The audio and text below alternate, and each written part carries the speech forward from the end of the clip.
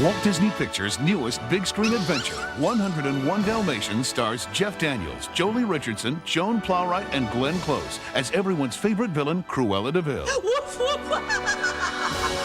Based on the original Disney animated classic, 101 Dalmatians is the story of a young couple.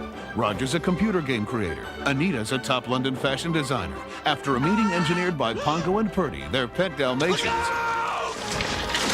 they fall in love. Their happiness is threatened by Anita's boss, fashion mogul Cruella De Vil, who's developed a passion for puppies.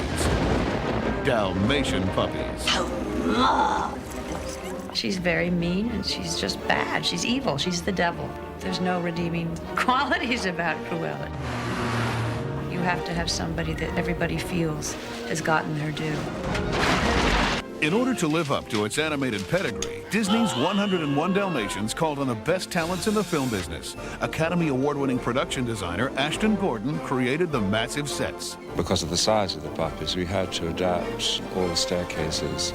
We also designed the set to be shot from a very low level. So there's a human scale, and then there's a puppy scale. Award-winning costume designer Anthony Powell was responsible for the imaginative costumes of Cruella De Vil. He just said that he wanted her to look extraordinary and that he wanted her clothes to have a kind of timeless quality, which left the field wide open. Hey, I've got action!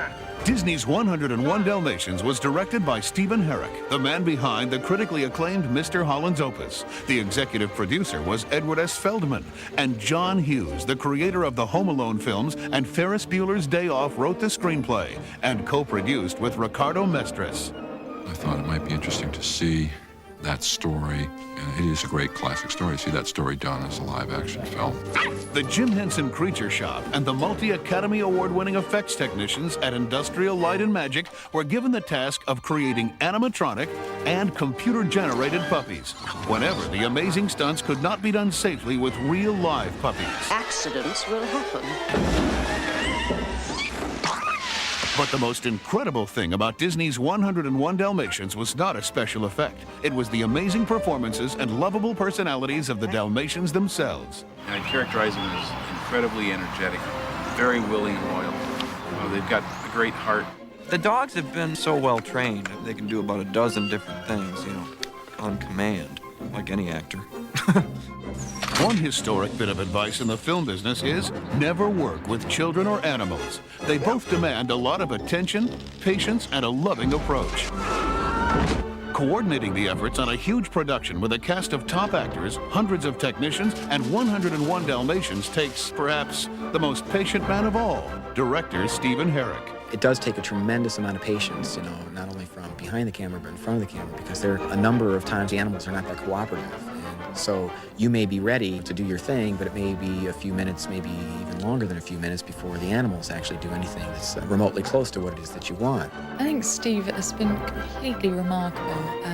I don't know how anyone could have remained so cool, calm, collected, and on top of it in a film that has all these different elements from, special effects to dogs, to pigs, to humans, to stars. I mean, it's a big bag of treats. I love the idea of doing a movie with Disney, and I love the cartoon. I respect the original creation and only want to enhance it. Walt Disney Pictures' 101 Dalmatians is the movie event of the year, and this time, the magic is real.